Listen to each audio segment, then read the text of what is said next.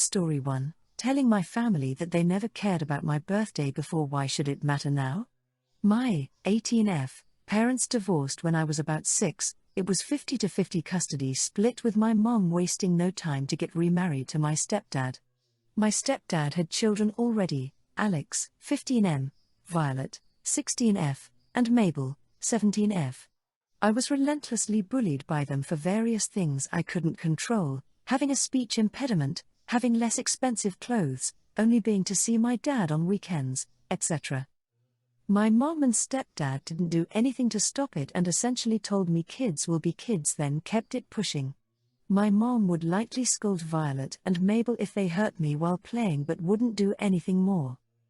I had to watch as they got far more expensive gifts for birthdays and Christmas and actually what they wanted from their wish list, whilst I got the bare minimum of necessities and would only get something I actually wanted from my dad, but he could only go far due to making 2x less than what my stepdad makes. I appreciated it nonetheless. I didn't even get to properly enjoy my cake, or rather cupcakes that my mom made to cut down on cost, because my siblings ate it before I could get seconds.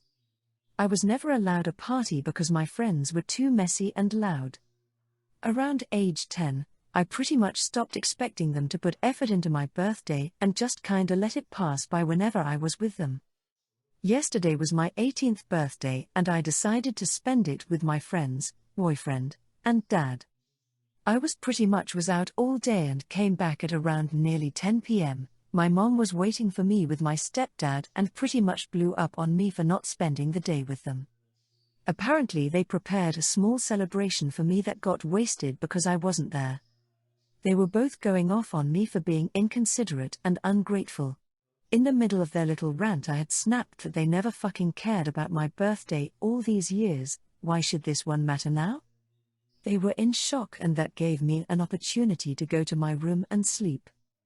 I woke up to texts from my grandparents and aunt saying that I was disrespectful for saying that and ungrateful for anything my mom and stepdad did for me. Edit: just to be clear, I put my step-siblings' current ages within the post, not the ages when they were bullying me. It made sense to me when I made this post, but I understand how it could be confusing. Comment 1. NTA. If your stepdad and mother did not take an effort to do anything celebratory the previous few years prior to your 18th, you do not genuinely have any reason to be there for your 18th. Your expectations were low due to the standards set by them. You are not to blame. You took the effort to spend time with people who cared for you. Your stepdad and mother have only themselves to blame. Maybe your words had an effect on your mother of how impactful these things were to you. But too little, too late. Were your relatives aware of the bias? If they were, it's a shame that they are blaming you now.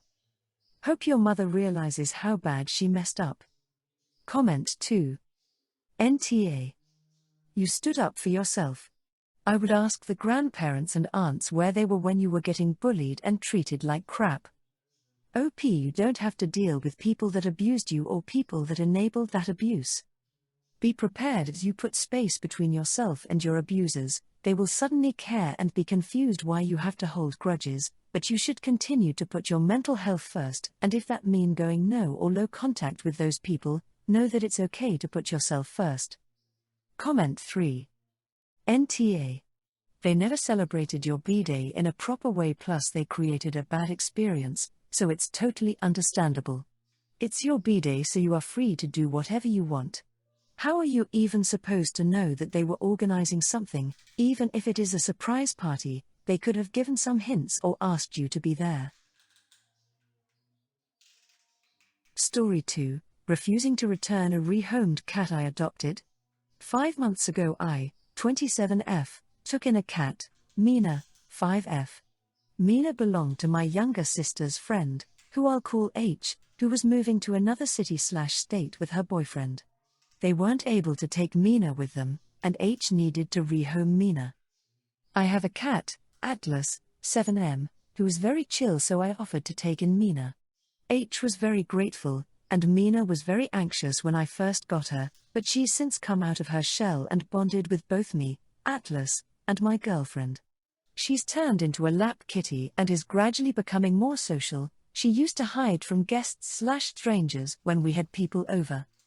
H recently announced she and her BF have broken up and she's moved back to town. She's currently living with her mom while she looks for an apartment. H contacted me and asked for Mina back since it's been only a few months. I told her no, since everyone has grown attached to her and invested a lot of time and money into her transition into our lives. To me, rehomed means up for adoption. There's no changing your mind in 5 months. Mina now sleeps in bed with us and we've been trying to train her to go on walks with Atlas. We've also taken her to our vet, bought new water bowls, cat beds, more cat trees etc. for her. And if anyone has introduced 2 adult cats to each other, you know how difficult it can be. It took 2 months before Mina and Atlas could be in the same room for extended periods, but now they'll sleep near each other and groom one another. H was obviously not happy with my response. She said she had Mina for years while we only had her a couple months, and that she'll pay me back / buy all the stuff we got for Mina. I told her it's not just about the cost, but also our attachment to her and vice versa. I don't think it would be fair to put Mina through another stressful transition right after she got used to her new home / family. We're not a long-term boarding facility. H is angry and has even vaguely insinuated going court, which I 100% do not believe she can / will do. But she's also been talking to my sister, who is now also upset with me and is giving me the silent treatment, and I'm now the bad guy to them, and who knows how many other people H has told. I won't be giving Mina back, but I'm starting to feel like a hole and cat thief, as H has said. Edit. Thanks everyone for the kind words. It's made me feel a lot better. And no, there was no agreement that H could take Mina back. This was strictly a rehoming situation, not a foster. Comment 1. It's not a couple of months. It's more like half a year. Mina is now your cat. Let H go ahead and try to take you to court. She doesn't have a leg to stand on. If your sister is too obtuse to see how messed up H is being, then enjoy the silence her silent treatment is bringing. Lol. You are not a cat thief. She basically abandoned her cat for a dude. She's a bad cat mom. NTA, not even a little bit. Comment 2. NTA. Your sister is being selfish. Every time that cat changes hands or moves, it's stressful. The cat is happy where it is, she isn't entitled to the cat. Your sister is an asshole though. She abandoned her pet she had for 5 years only to show up months later expecting to just get the cat back. When I need to move, my pets come with me. They're family. I would never consider abandoning them. Comment 3. NTA. The cat is yours, she chose to give up no matter what the situation was, she was selfish. She wants the cat back because the relationship didn't work out and she is lonely. What if they get back together? Will she give her away again? The cat has a stable and loving home with you and she deserves that. Let your sister and her friend be mad, they aren't entitled to the cat just because it's convenient for her now.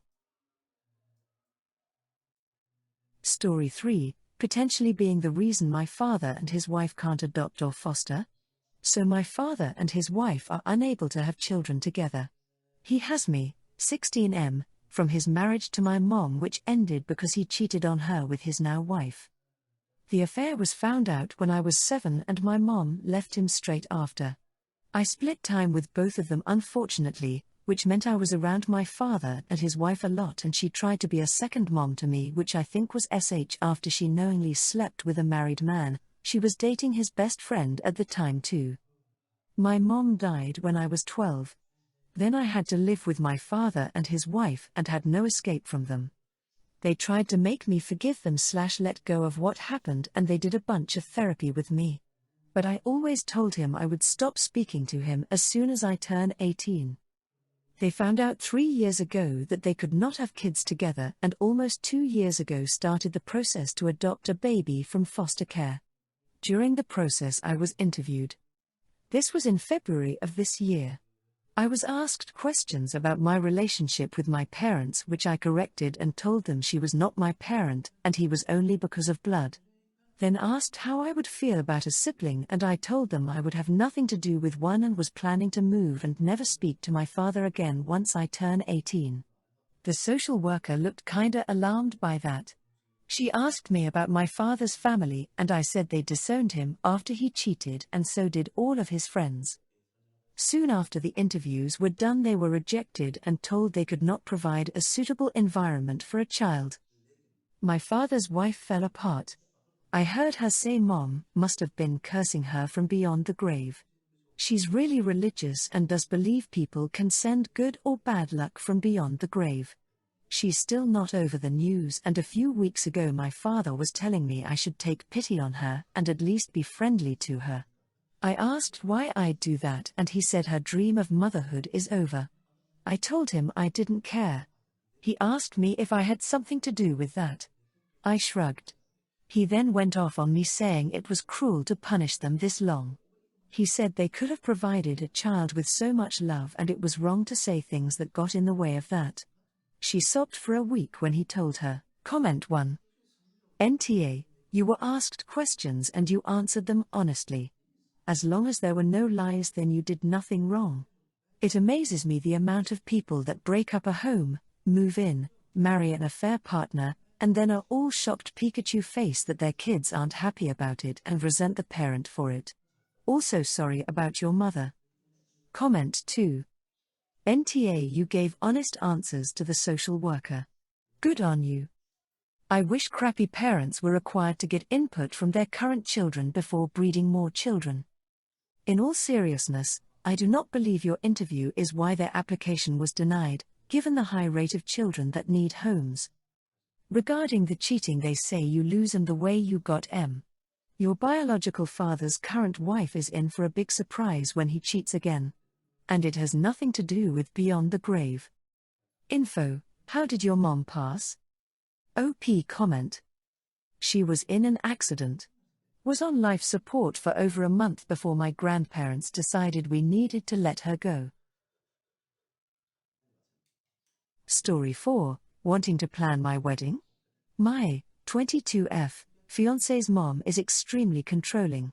She has been taking various pictures of him throughout his life and has almost documented every second of his existence. Up until he was 17, she would choose what clothes he wore, and made all decisions for him, and refused to let him choose by himself. She told him multiple times as a teen that she would be planning his wedding and that whoever he found would just have to be fine with that. Well, I'm not. For a while now, I've been wanting to plan my wedding. Like any normal bride would. My soon-to-be Mill, immediately after my fiancé proposed, almost started talking to me like I was her child. She told me where I'd be having my wedding, and sent me some wedding dress styles I could choose from. I immediately told her no, and said that it was my wedding, and she didn't have any right to control aspects of it. She was very angry, and told me that I was an R for not letting her live out her dream. But, nevertheless, I continued to plan my wedding. Everything went sideways when I decided I did not want photos being taken during the ceremony by anyone else but the photographer. I would like everyone attending to be mentally and emotionally present and be respectful of everyone's view. To be clear, I don't mean no photos for the whole wedding, I just mean for the ceremony and the first dance.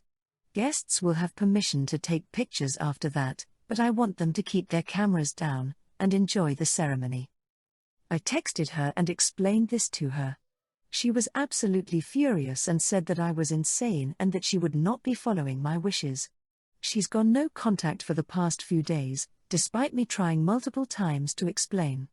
I have a feeling she's never going to let me have the day how I want it. At this point I'm considering telling her that if she can't accept my wedding for how it is, then she doesn't need to attend. I know that she will want to take a bunch of group photos that I don't know we have time for, and may cause unnecessary chaos regardless. Comment 1. Where is your fiancé in all of this? Who is paying for this wedding? Some important info. It doesn't change my vote of NTA, but your fiancé should be running interference here. If he isn't, then you've got a long road ahead of you, where his mom tries to run his and your lives. Comment 2. NTA. Along with everyone else, I do ask, where is your fiancé in this? Because you may have a fiancé problem more than a mill problem. If your fiancé has spoken to his mother and gotten nowhere, you need to ignore her. You also need to put passwords on all your vendors and give them specific orders not to take any additional instructions from her. Comment 3. NTA. Oh honey. You aren't ruining things with her, she's doing a fine job all on her own, but it puts you in a tough place. I hope your fiancé is backing you up. I would simply not engage, but continue to plan your wedding. You cannot reason with a toxic and manipulative narcissist, as they will move the finish line and pull in every flying monkey that is afraid of her and kowtows to her. Please contact all vendors, bridal salon, etc., involved with the wedding and make sure that you create a password that only you know to verify changes. Don't tell your fiancé, as he could accidentally tell his mom. I got married in 1996, so cell phones weren't an issue, but I would be furious and disappointed if people stood up in my ceremony to take cell phone pics. I hope you have a wonderful wedding. Your future Mel was my mom. Made my brother go North Carolina, and it's no surprise I didn't get married until after she died. Some people truly have no shame or empathy.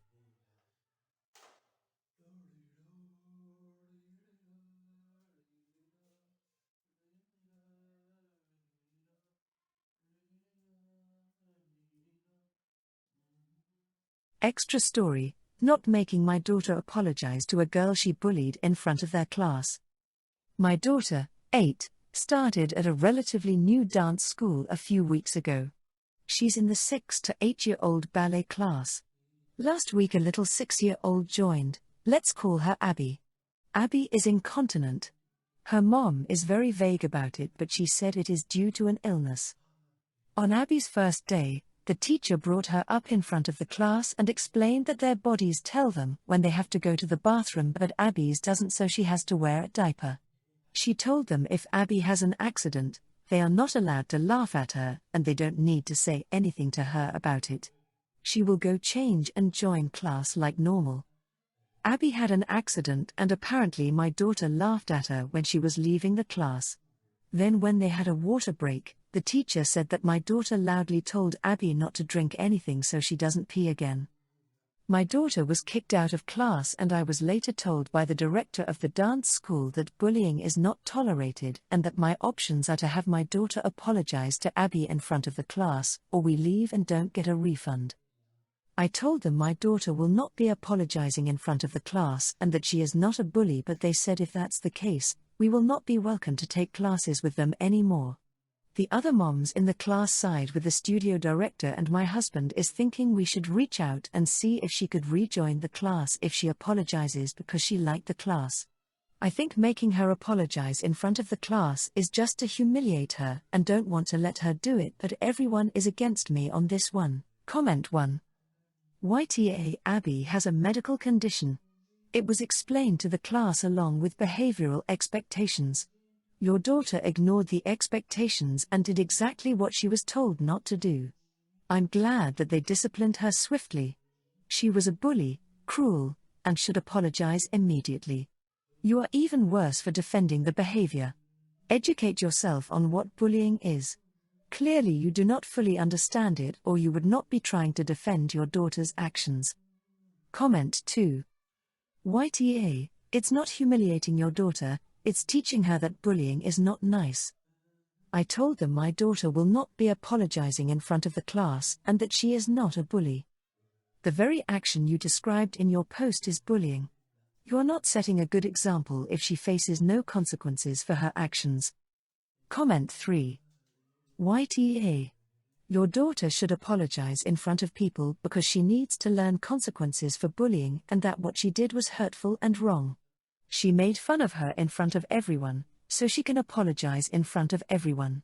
That seems fair to me. She needs to learn somehow, and laughing at the girl in the first place is much more humiliating than apologizing after the fact. Emo.